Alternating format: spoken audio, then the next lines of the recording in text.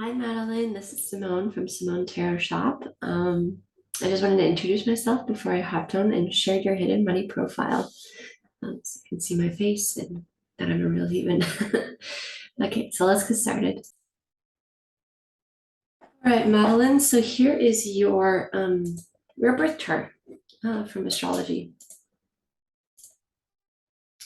All right, so the inside part of your chart here is the part that we consider what's going on right now or sorry, excuse me, what was happening in the skies at the time of your birth.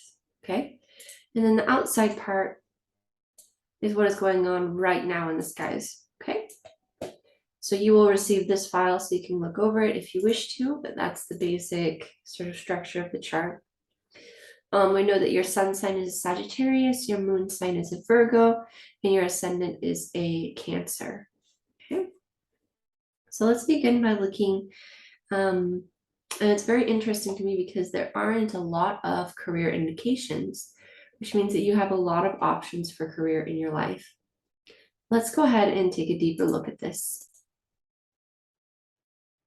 Okay, so the very first place that we usually look for, and you can follow along using this information down here, but the very first place that we usually look for indications for career is in the second house. And we can see that your second house is in Leo, which is a very good, fun zodiac sign.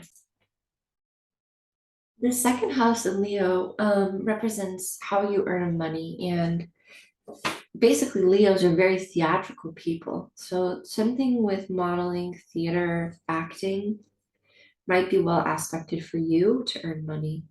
And the only thing is, I would say to be careful. You got your whole entire second house in Leo, so this is actually a pretty strong aspect for you. I mean, all of this is in Leo, it doesn't leave Leo. It's really close to the cusp here on that's the cusp of the third house. So yeah, things to do with acting and theatrics and luxury also would be really good career markers for you.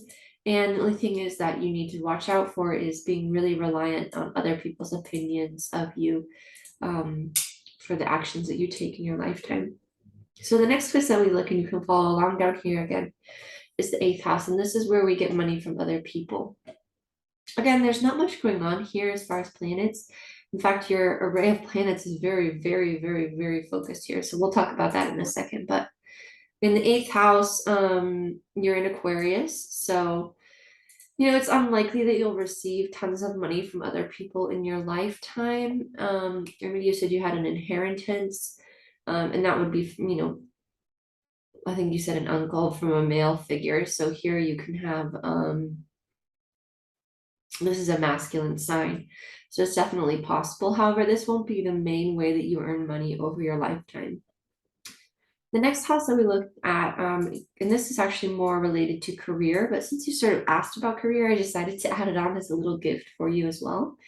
And that is the 10th house. And the 10th house here is marked by this darker line, which is the midheaven. And the midheaven is found here in Pisces, which actually denotes a person who is either really well aspected for emotional work or intuitive or psychic work. And so yeah, but you're close to Aries as well. So definitely this is an interesting one um concerning your placement.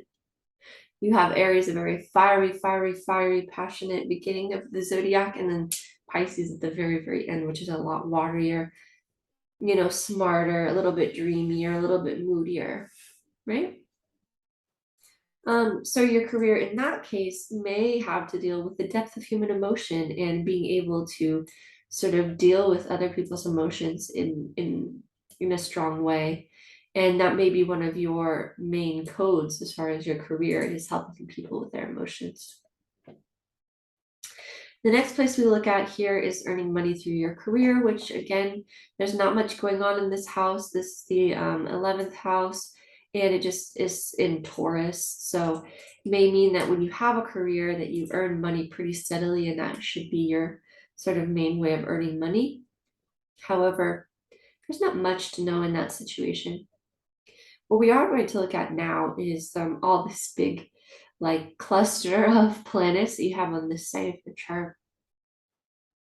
Okay, so the first thing I want to point out is the sort of sides of the chart and how and what they represent.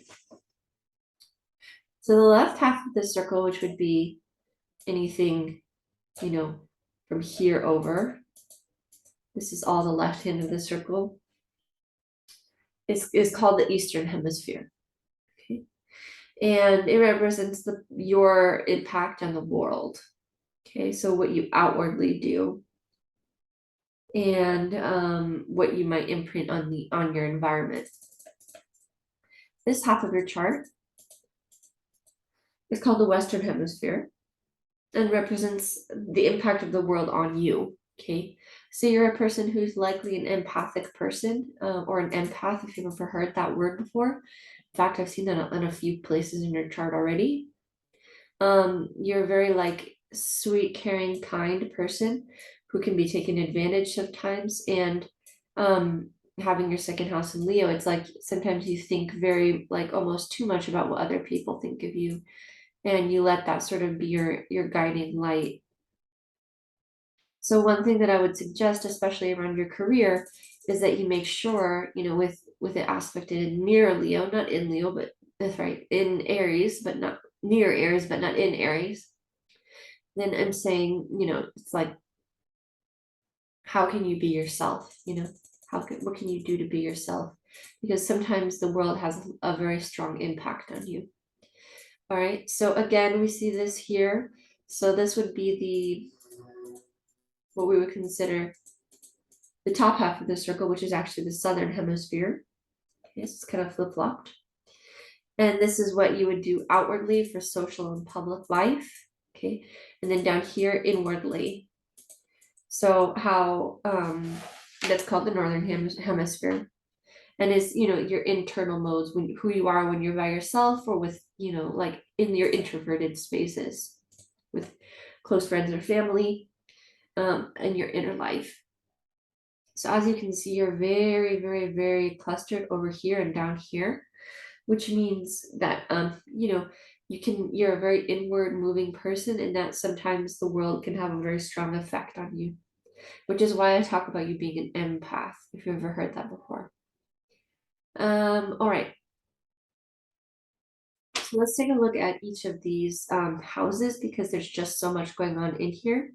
Obviously, your sun is in Sagittarius, which you can see right here, which means that you're a person who's unlikely to go you may have the gift of marketing. I know you talked about marketing being one of the jobs, like being a marketing assistant or something to that effect, or studying marketing. And marketing may be one of your like natural codes. It may come actually pretty easily to you, considering your money and career placements. I wouldn't say that you'd be bad at it. However, you're not likely to go about this in a conventional way just because of your sun sign. And when you do decide to be unconventional, the way most Sagittarians are, they don't like plans. They don't like having everything laid out for them. They like to be able to warm the world in their own specific way, like a campfire kind of a thing. When you have Jupiter here, it means that there is a fair amount of luck and opportunity that come with this placement when you do decide to make those movements in the direction of your strength, basically. All of this stuff is really, really, really strongly located in the house of health and service, which to me points to a career where you are serving others in some way. Now you do have the Port of Fortune here in a theatrical sort of space and the luxurious sort of space. So with the combination of these two things here, it kind of lends itself to me to like someone who would own a luxury spa, okay? Or does luxury retreats with like microdosing of I don't know, of substances or something. I don't know, something different, right? Because the Sagittarian in you is going to want to do things differently than other people. There's a fair amount of theatricality here, it's true. So yeah, I wouldn't denounce that. However, I do see you being a really very in service to other people. Okay. And this is true because you've also got Mercury and Mars in Capricorn in the 6th house. So again, you're serving people, you're helping people. This is how you treat, this denotes how you treat people who are below you, and illnesses, and how you help other people with their problems. Furthermore, with your part of fortune over here and your North Node here in Libra, I find that you would be a good counselor. So all of the things that I'm seeing in your chart are actually pointing towards somebody who would be a good counselor, somebody who might run retreats or help sick people or help the physical body in some way. Counseling, certainly, and relationships, certainly. Okay. Finally, and so in the part of fortune is sort of your main way of earning money. Okay. So let's talk more about that. Libra season, which it happens to be right now. The sun is in Libra, right? Libra season is a season where we can reflect on helping others, how we can help others in our lifetimes, and what we can do to sort of to sort of be everyone's counselor, if you will. And there's your part of fortune is right in there. So how can you put other people's needs ahead of yours? And when you do this sort of selfless work, I see like a lot of service in your chart, a lot of helping other people. It's like your main mode of being. And with such quiet, sweet energy, to me, it's like, well, you may have some, Sagittarians aren't, yeah, they're kind of quiet in a way sometimes, even though they are very theatrical, and when they do let loose in their environments where they feel safe, they're very, very, very powerful people to be around. But I do see so much service, like it's just the way you communicate your love to the world, the way that you take action in the world. There's just so much going on about serving other people, healing other people, and that may be one of your main modes. My suggestion to you is, if that does resonate with you, keep in mind that it may be a fair amount of like, what do other people think of me, right? And to allow that to be released. So if it is something that you like, that could be one of the things that really drives your life forward. And in fact, you'd be very committed to it. Okay, there's Juno, the one of marriage and commitment, and it's in the house of marriage and partnership. Okay, so you would be very committed, very, very committed to this. Neptune in Capricorn suggests work that you may be into, somewhat moving towards political stuff, like a little bit, especially with the sign in Capricorn, a fair amount, of political sort of sense in your life, like you could work towards that, legal type of stuff as well. I wouldn't say it's like the biggest part, but there's definitely a lot going on around partnership and marriage. So in your career, maybe that formulates as like perhaps a career, not a career counselor, a partnership or a marriage counselor kind of a thing. Either that, or you may find yourself attracted to and interested in men who have the signature of counselors in them, or yeah, definitely. So there's a lot to be said around that. Basically that is the main thing that I wanted to look over. Jupiter is in Sagittarius, which means you may have different careers in your lifetime, and that's okay. Go ahead and go with the flow. It's just kind of who you are, so it's okay. And then furthermore, I can see that the hardworking aspect that you have here of Saturn in Pisces in the 9th house, that tells me that you're a person who's going to be focusing very on the deep emotions, and that even something to do with earning money around doing intuitive things like psychic work, or yeah, definitely emotional work, like I mentioned, counseling also. could be helpful for you. And anything where you get to travel as well is going to be highly interesting for you. So almost like a Doctors Without Borders kind of a thing. I don't know. Yeah, I see a lot of that for you as well. And let's see here. Yeah, I mean, it's well aspected to your ascendant. So, and then your ascendant, of course, is in Cancer, which is the sensitive sign. So you're an empath and definitely a healer. Okay, that's all written in here in your chart that I can see. You know, sometimes it's hard for you to do that, and that there's some definite healing that can be done around that. But all in all, you know, you're well aspected to heal others, to work with others, and to help them in those ways. Yeah.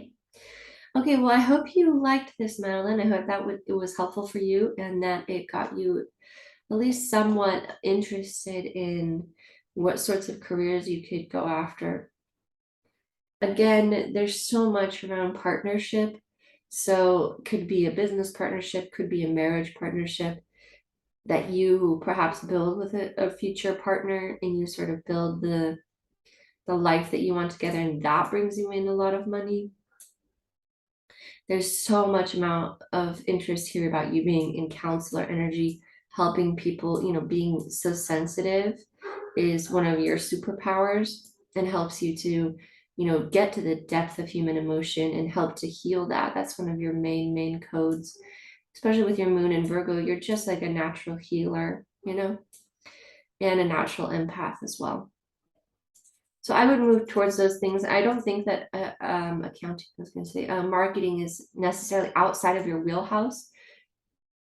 I feel like you could do it, but like you kind of mentioned earlier, it just bores you, and that's what I see here. You know, it's like, okay, I want to do things differently. And when you do decide to kind of follow that, I want to do things differently feeling, then that's going to bring you in some more good luck, opportunity, and attract even more money for you in your lifetime. One thing that I do want to mention is that Jupiter is transiting right now through Aries and also through your 10th house, which is the house of career. So let's see here. There's Jupiter, there's Aries, there's your 10th house. They're all, let's see, we draw a little line here. So you have the opportunity to kind of test things out. I would say, you know, maybe as you're finishing your degree, start to volunteer in new places. Maybe social work would be something, you know, like Mother Teresa kind of vibes is what I get. How can you help the sick and the people who are having a hard time? That's really one of your superpowers.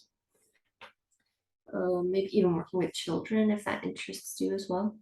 And I would use this time to really explore a lot of different careers and see if you can't connect your career to your self-identity, which is Aries.